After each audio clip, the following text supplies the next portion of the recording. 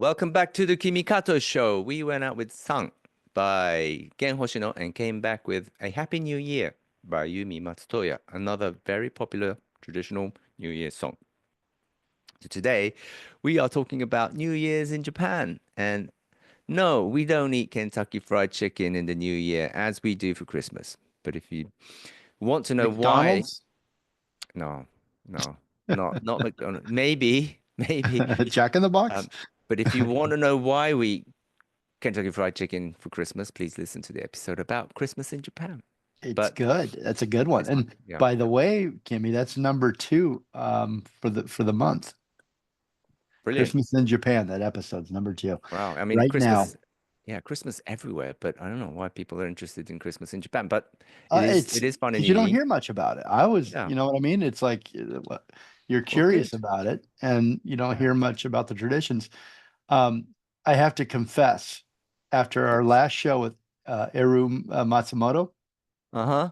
and we talked about Kentucky Fried Chicken and Yes, we Christmas did. in Japan. Hmm. Well, I went out and got a big bucket of Kentucky Fried Chicken and biscuits.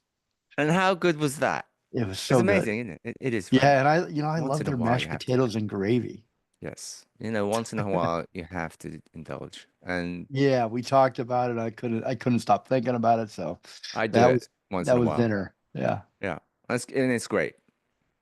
So, enough on Kentucky Fried Chicken. But so if you're not watching Kohaku Utagassen, um, some people go out to the shrines and temples, or even after.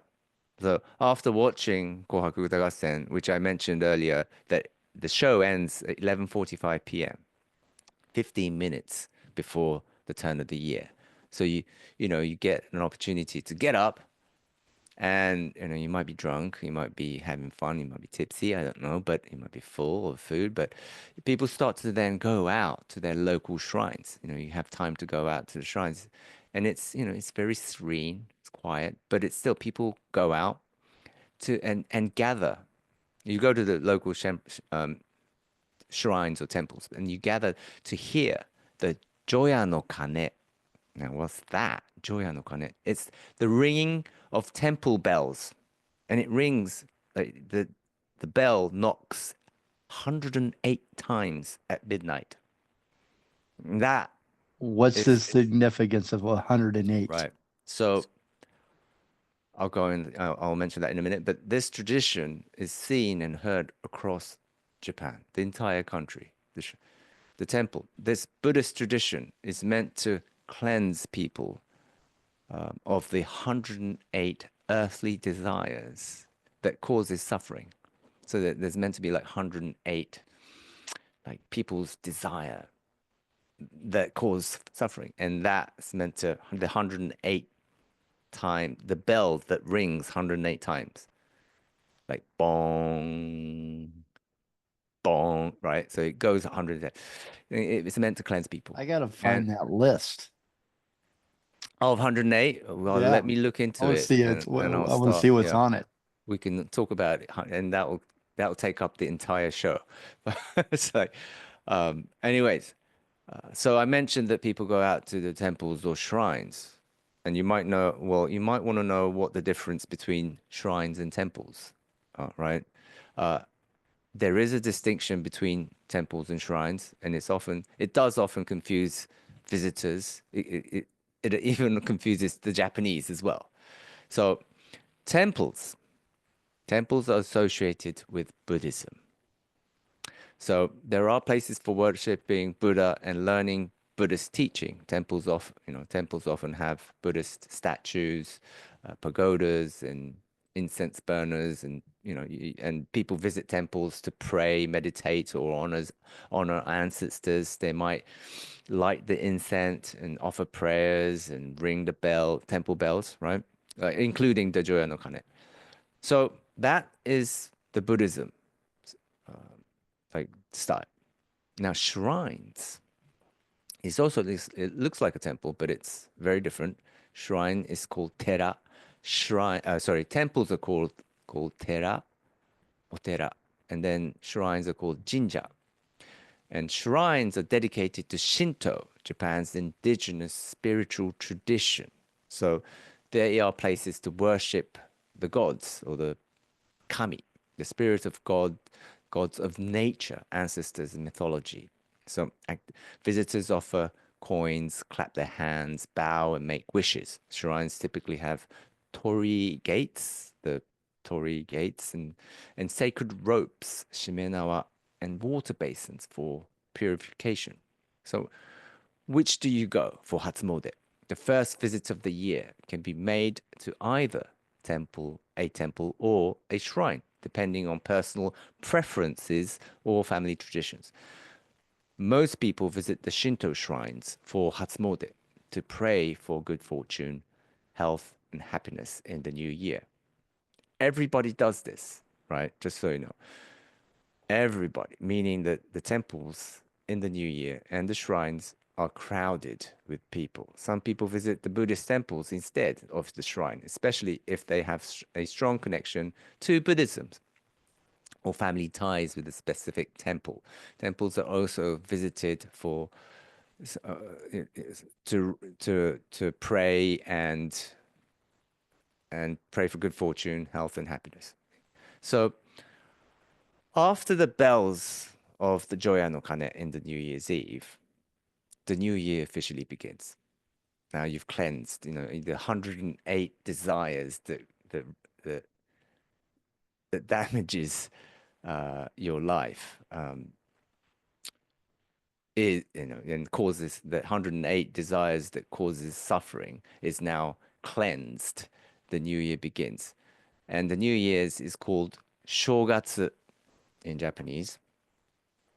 And it's more about family tradition and starting fresh than parties and fireworks. The emphasis on cleansing and renewal is very strong. And then, and as you go into the new year and get rid of all the makes, old stuff,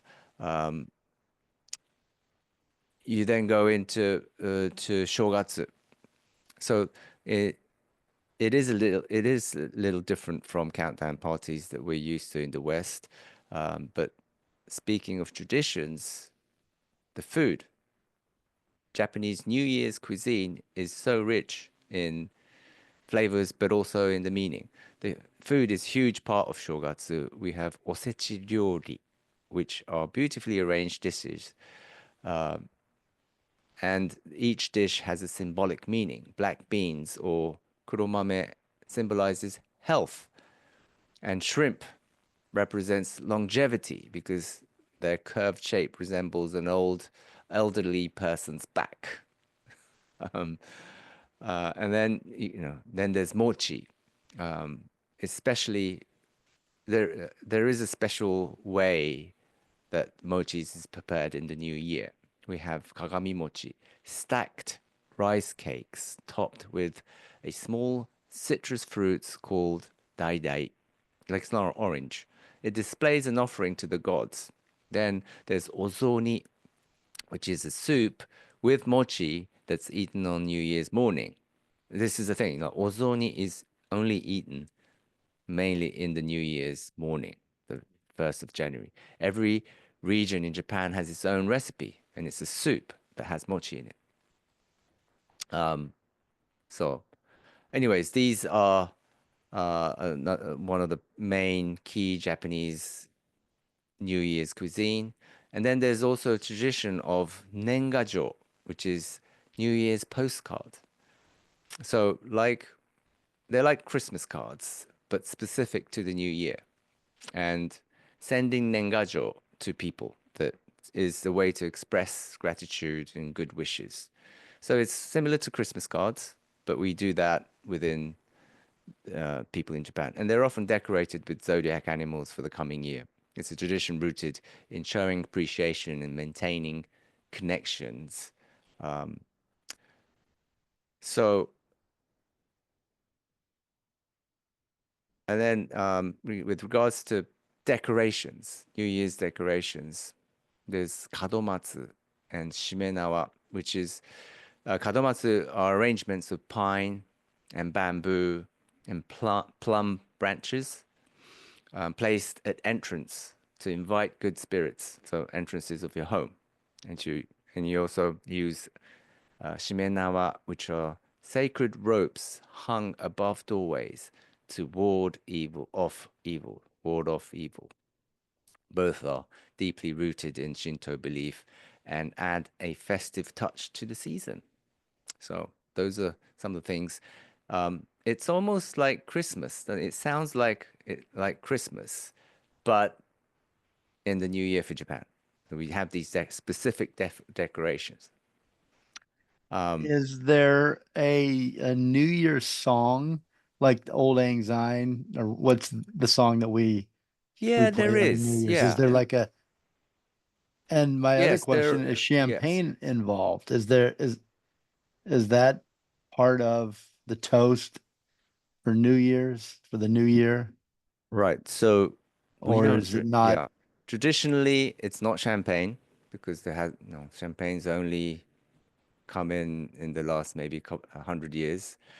But we do celebrate New Year's with sake, or, which is Okay. sake, right? So we call it otoso, meaning I've had it since I was a child. You've had this little small tiny saucer, and everybody has their own little bit of sake, and you do a toast.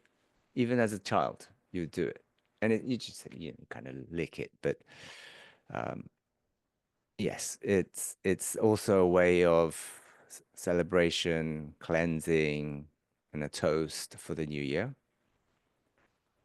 Um, so yeah, that's definitely something that we do. Instead of champagne, we drink sake. I think we're going to take a quick break. Don't go away. You'll listen to the Kimi Kato Show. We'll be right back with more. We're going to go out with Haru Yo Koi by Happy End.